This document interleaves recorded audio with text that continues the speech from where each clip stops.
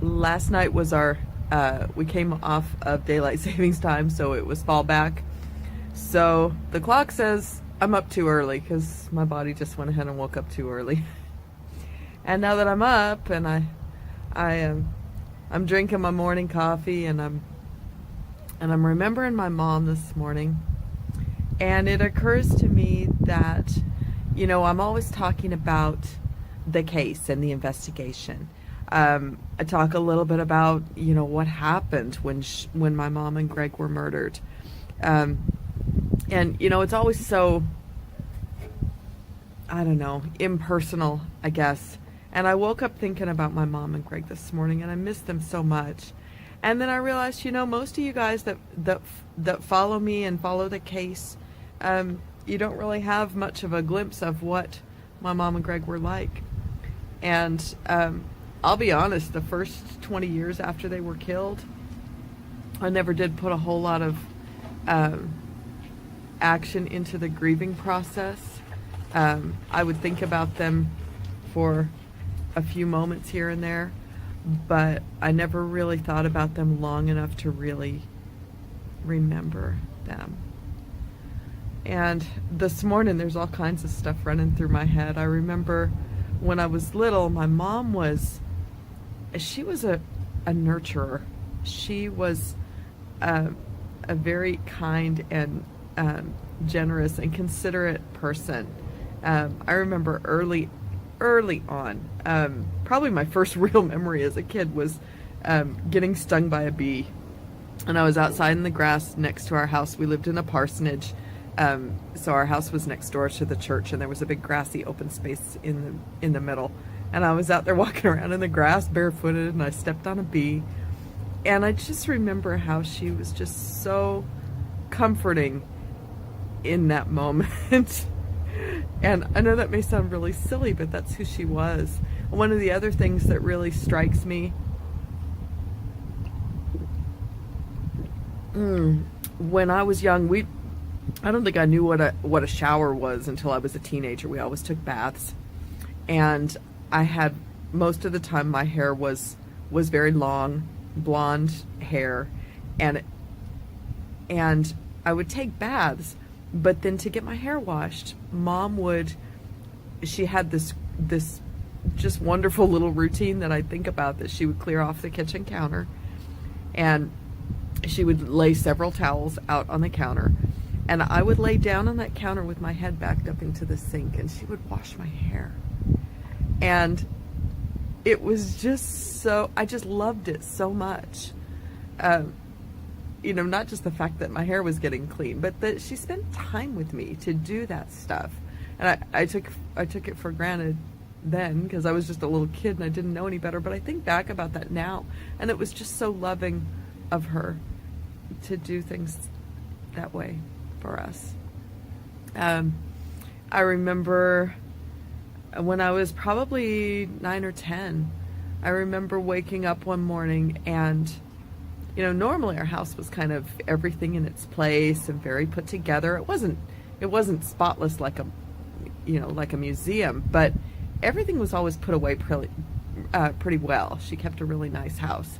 But I remember waking up one morning and the kitchen was kind of a mess, and it wasn't crazy, but I remember coming in the kitchen, and I was used to her, getting breakfast ready and that kind of stuff, and I looked around and I thought, what's going on?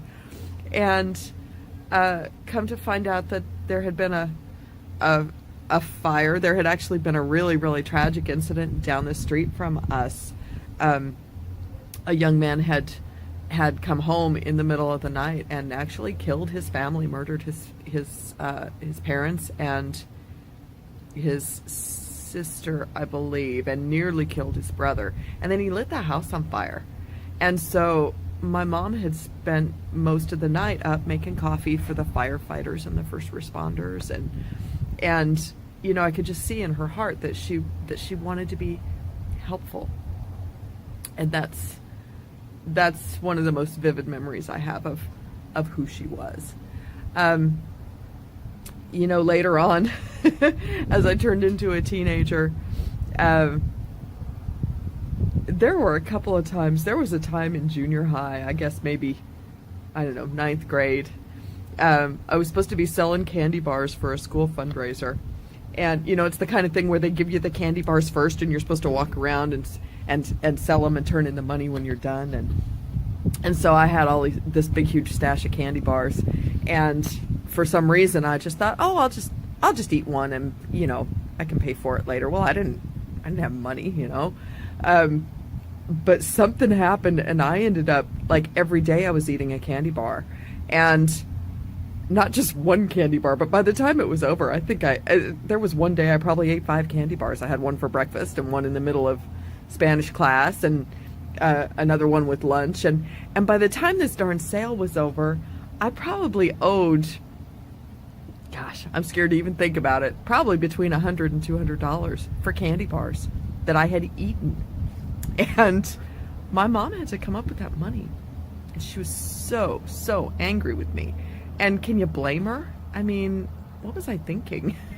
Everybody says, what kind of stuff were you and your mom fighting over? We were fighting over stuff like that because I was a dingbat. And I did stuff and she had to clean up my messes. There was one time I ran up a humongous phone bill. I mean, humongous. I had a boyfriend that lived, we were living in Santa Barbara and my boyfriend lived in San Diego. And I ran up, I don't know how much of a phone bill, and she paid it, and she was furious. And again, I don't blame her. But there was another time that I'll never forget that we went to visit her sister and her kids, my aunt and my cousins. And it's kind of a long process, but my cousin was, I guess we were 15 or 16, 15 at the time.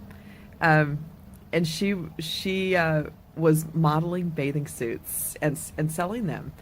And she just had the cutest little figure, and these bathing suits were gorgeous. And that was her part-time job, her teenage job. She was selling these bathing suits.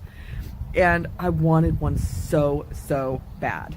And I begged, Mom, I need a bathing suit. My cousin has one. I want one. I need one. And she couldn't afford it. There was no way she could afford it. But somehow she figured out a way to get me one of those bathing suits. And I don't think I was really grateful to her like I should have been, because it was a sacrifice. She was a single mom just trying to make ends meet. But she sacrificed for me to make me happy. And I wish I still had that bathing suit. Of course, there's no way I can still fit in it. But I don't